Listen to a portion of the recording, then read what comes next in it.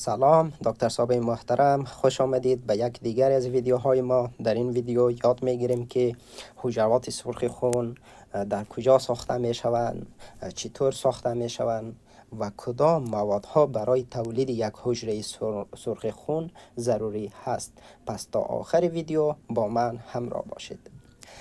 دکتر صاحبای محترم، امروز میخواهیم درباره اریتروپویسیس صحبت نماییم. اریتروپویسیس به معنای RBC فارمیشن هست، یعنی تولید حجرات سرخ خون را به نام اریتروپویسیس یاد میکند.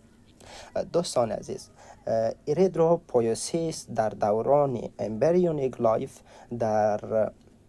برای اولین بار در یک سگ شروع می شود و بعد از آن به تحال شروع می شود و بعد از آن حجرات جیگر ما و شما حجرات سرخ خون را تولید می کنند و بعد از آن که نزدیک ولادت رسیدن، یعنی طفل خوب درست رشد و نمو کردن و به نزدیک ولادت رسیدن، در او زمان باز حجرات سرخ خون به رد بون مرو ساخته می شوند، یعنی در حجرات مغز سرخ استخوان ما و شما همین حجرات سرخ خون بعد از آن تا آخر عمر به اینجا ساخته می شوند.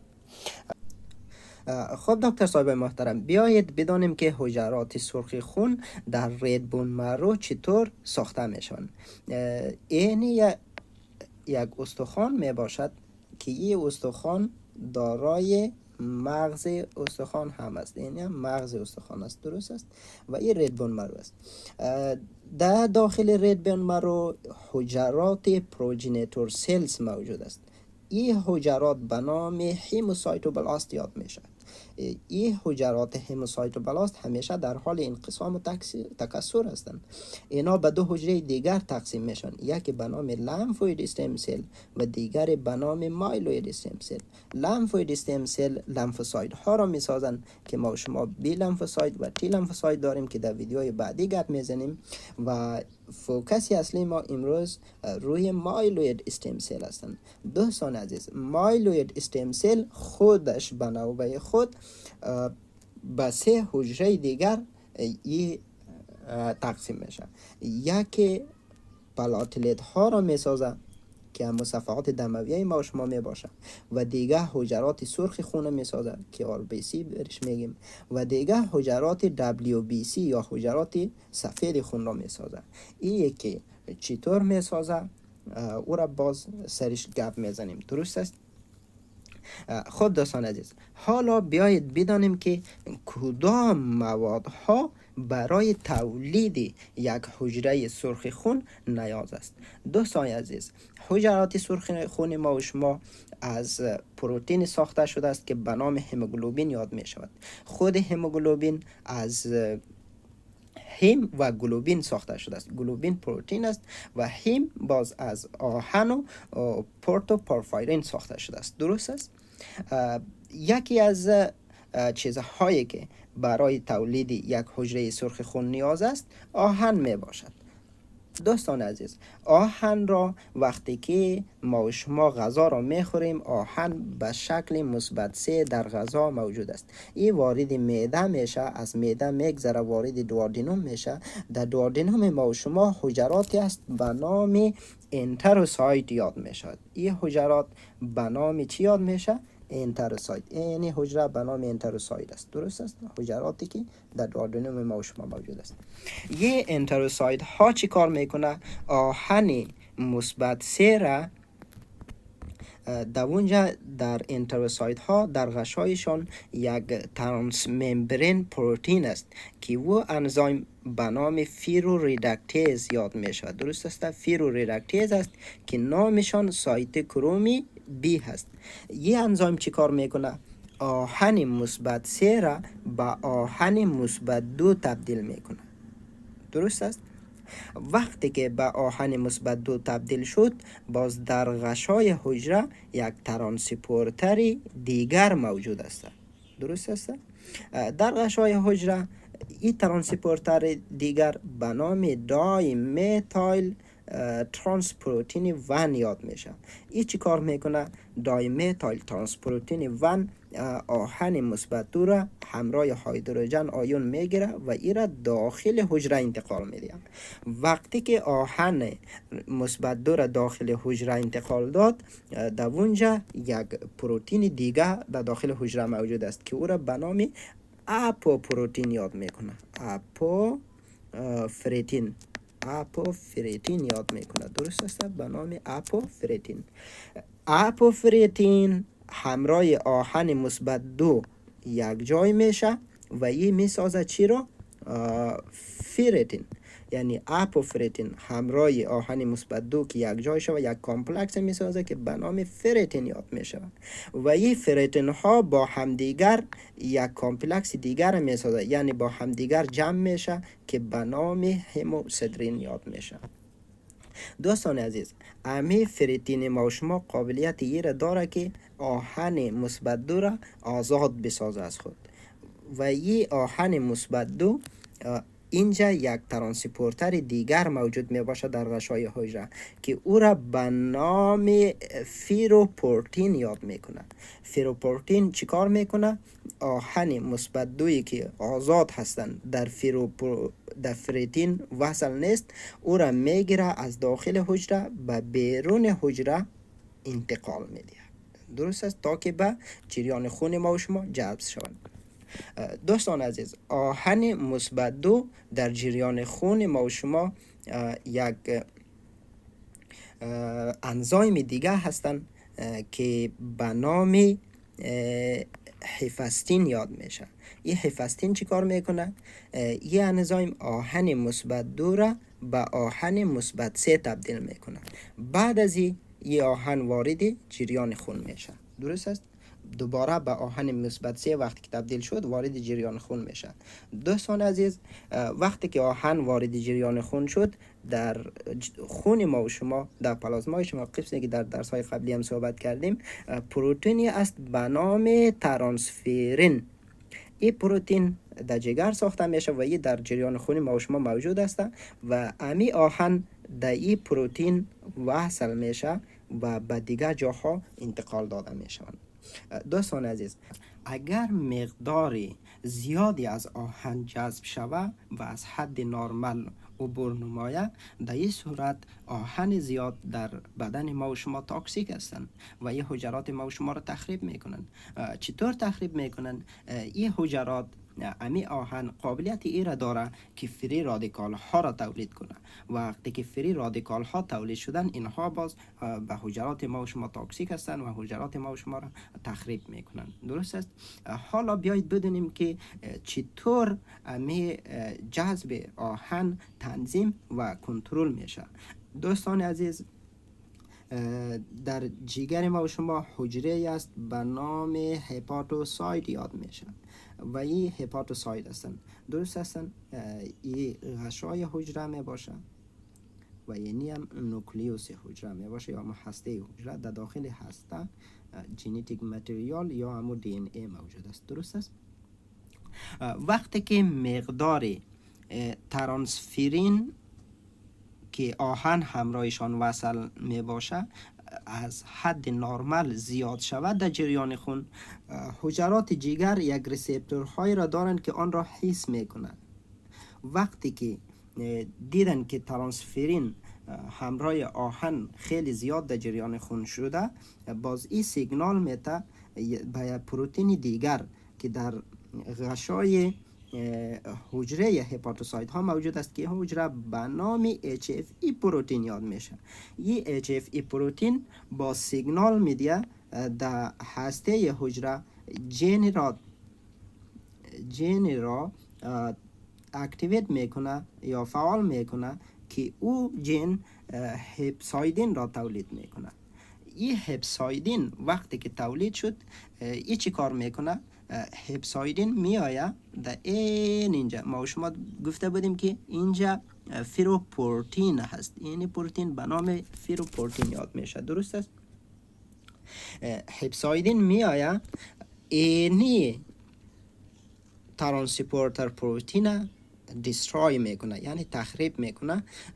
وقتی که این تخریب شد دیگه حجرات، دیگه آهن جذب نمیشه، یعنی آهن در داخل حجره اینجا باقی میمانه و آهن زیاد وارد جریان خون ما و شما نمیشود. و برعکس اگر دوستان عزیز مقدار آهن در بدن ما و شما کم شود، اینجا اینی ریسپتورها چیکار میشه؟ غیر فعال میشه و این HFE پروتین غیر فعال میکنه. وقتی که HFE پروتین غیر فعال شد دیگه هپسایدین ساخته نمیشه. وقتی که هپسایدین ساخته نشد در اون صورت باز اینی فیروپروتین، اینی پروتین تخریب نمیشه. وقتی که تخریب نمیشد این مقدار زیاد آهن را جذب میکنه، وارد جریان خونی ما و شما میسازه. دوستان عزیز اینجا میخوایم یک نکته کلینیکی را خدمت شما عرض کنم. وقتی که اینی HFA پروتین اینی موجود نباشه یا ineffective باشه، در اون صورت مقدار زیادی از هپسایدین ساخته نمیشه و مقدار زیادی آهن جذب میشه که این را به نام هیموکروماتوسیس یاد میکنه. یعنی وقتی که آهن زیاد در حجرات در جریان خون ما شما موجود باشه، او را به نام هیموکروماتوسیس یاد میکنه که آهن در حجرات مختلف تجمع میکنه. اگر در جگر تجمع کرد سبب سرایسیس میشه، اگر در قلب تجمع کرد سبب هارت فیلیر میشه و همچنان اگر در پنکریاس تجمع کرد سبب پنکریاتایتیس میشه. خب دوستان عزیز این بود از متابولیسم آهن. حالا بیاییم مواد دیگری که برای ساختن حجرات سرخ خون نیاز است ویتامین B12 است. درست است؟ ویتامین B12 هستند. دوستان عزیز ویتامین B12 هم در مواد غذایی موجود می باشند و این وقتی که وارد معده شد حجرات معده ما و شما یک حجره دارن که به نام پرایتال سیل یاد میشه. این پرایتال سیل انترینزیک فاکتور تولید میکنه. انترینزیک فاکتور میآید در دوادینوم همراه ویتامین B12 یک جای میشه، یک کمپلکس میسازه. درست است؟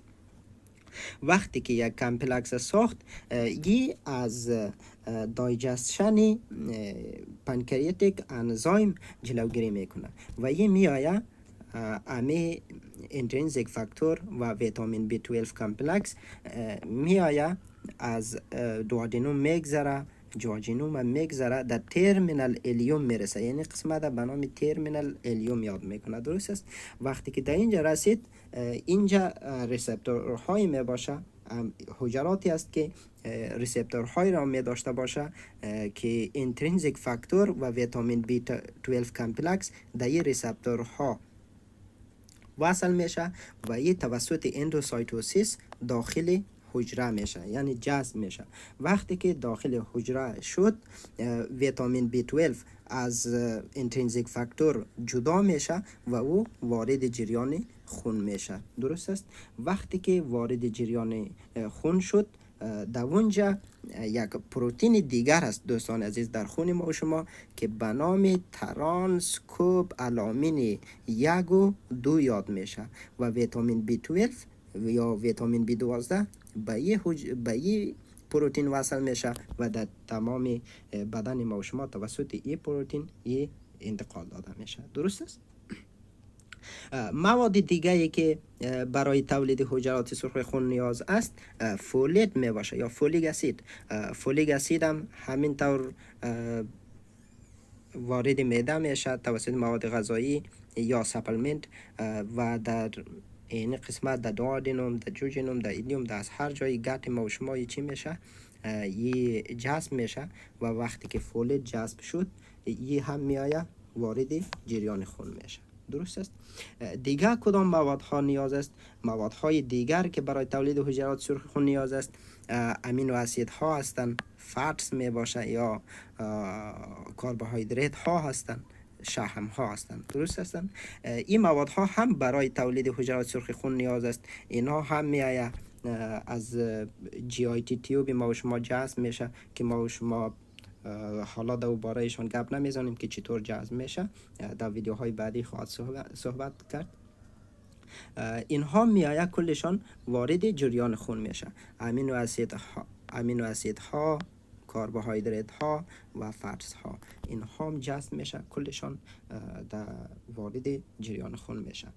خب دوستان عزیز، حالا بیایید بدانیم که چطور حجرات سرخ خون ما و شما تولید میشه. این موادهایی که بود که برای تولید یک حجره سرخ خون نیاز بود. حالا بدانیم که چطور حجرات سرخ خون در مغز استخوان ما و شما تولید میشه. دوستان عزیز، کدام عامل سبب میشه که تا حجره سرخ خون ما و شما ساخته شوند؟ یک محرکه باید موجود باشند. این محرکه هایپوکسیا هستند. این محرکه هایپوکسیا هستند. هایپوکسیا به معنای از این است که اکسیژن در حجرات و انساج ما و شما کم شده باشد، یعنی اکسیژن دلیوری کم شده باشه. این حالت به نام هایپوکسیا یاد میکنه. حالا عامل های زیادی هستند که سبب هایپوکسیا میشن. فرض کو یک شخص هستند که کم خون هستند، این سبب هایپوکسیا میشه.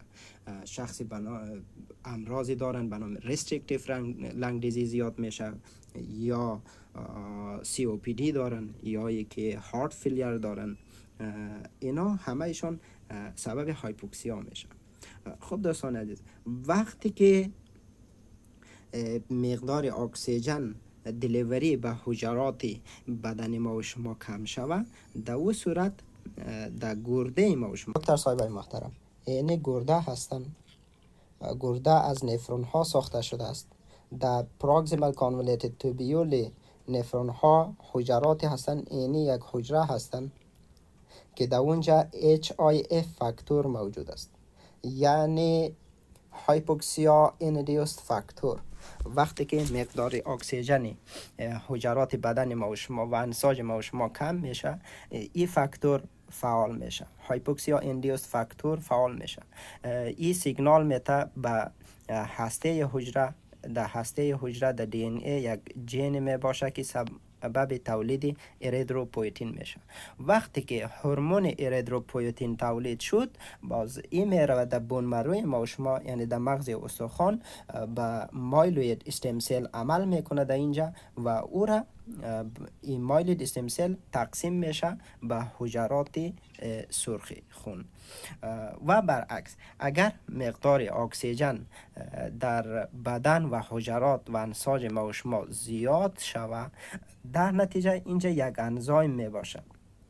این انزایم است. این انزایم چیکار میشه؟ هایدروکسیلیشن میشه، یعنی یک آیون OH دو آیون OH به این وصل میشه و این را هایدروکسیلیت میکنه. وقتی که هایدروکسیلیت شد، این چیکار میشه؟ این انزایم فعال میباشه. وقتی که انزایم فعال شد، هایپوکسیا ایندیوست فاکتور این انزایم انهیبیت یا غیر فعال میکنه که در نتیجه اریتروپویتین ساخته نمیشه. خب دوستان عزیز، حالا بیایید بدونیم که اریتروپویتین چطور یک مایلوید استم سل به یک مچور RBC تبدیل میکنه.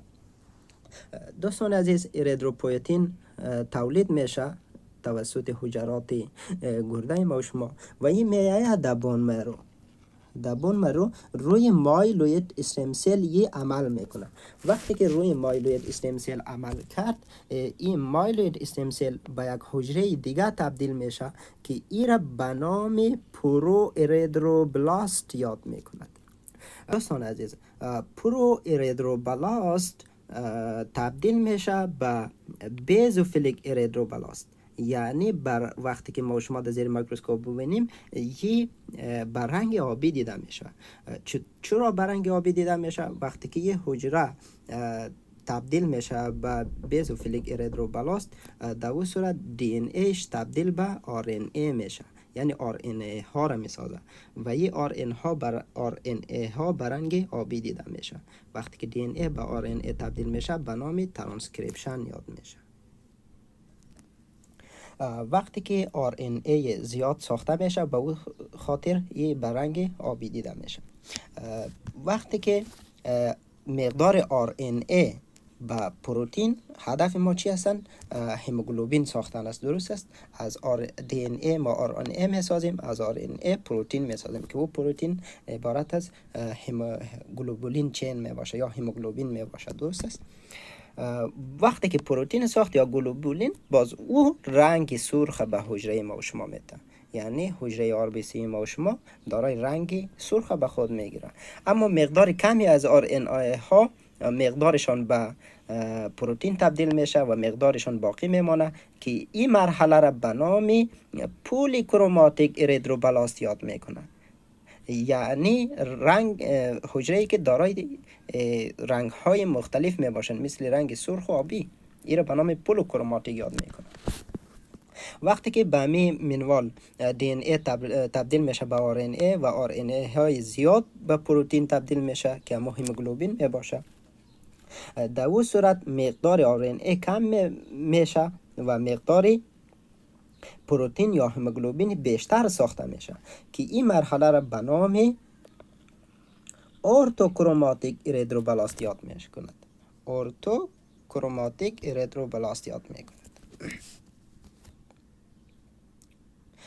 خب دوستان عزیز، این مرحله را به نام ارتوکروماتیک اریتروبلاست یاد میکنه. یعنی مقدار زیادی از گلوبین چین در اینجا ساخته شده یا اریترو اما هموگلوبین و مقدار کمی از آر ان ای ها باقی مانده.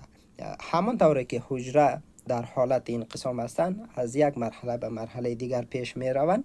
دوستان عزیز، هسته و کروماتینشان کاندنس یا کم شده میره، متراکم شده میره که در نتیجه در این مرحله بیخی هسته و مایتوکاندریا و دیگر ارگانل ها را از خود بیرون میندازه که او توسط ماکروفاژ بلعیده میشه و باقی مانده حجره در کجا میآید؟ در جریان خون میآید که ای وقتی که وارد جریان خون شد، این را به نام ریتیکولوساید یاد میکنه. ریتیکولوساید ها دوستان یک حجره بالغ سرخ خون نیست. یه بعد از 1 تا 2 روز دیگه یه به یک حجره بالغ سرخ خون تبدیل میشه. اینی یک حجره بالغ سرخ خون است که بعد از 1 تا 2 روز تبدیل میشه در جریان خون. و این وظیفه حجره سرخ خون چی است دوستان عزیز؟ قسمی که ما شما گفتیم که این هسته هم نداره و مایتوکاندریا هم نداره، این اکسیژن میگیره از شش به حجرات و انساج ما شما میرسانه و برعکس کربن دی اکساید از حجرات و انساج ما شما میگیره، او را به شش ها میبره و از طریق شش ها آزاد میسازه.